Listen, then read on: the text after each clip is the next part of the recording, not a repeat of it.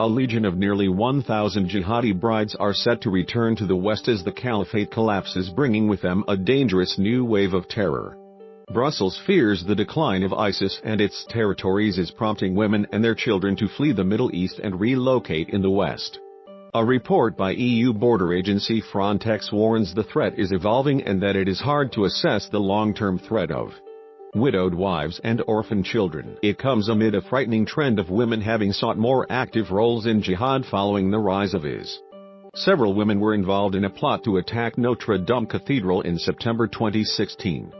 While there have been numerous high-profile cases of British women fleeing to Syria to marry IS fighters, Frontex says an estimated 30% of 5,000 foreign terrorist fighters who resided in Europe and left to Syria, Iraq or Libya have come back to the continent. The challenges are even more complicated when adding the hundreds of brides and children. Almost 1,000 women from Europe have joined the different jihadist groups in the Middle East, mainly Daesh. Furthermore, several hundred minors are also believed to have been brought to or born in the same region.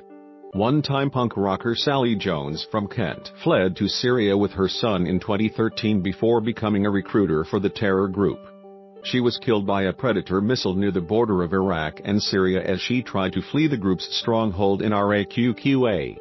It is understood, while former director of global counter-terrorism at MI6 Richard Barrett said last October that from the start of 2017 to May, women were involved in almost a quarter of all terror plots in Europe.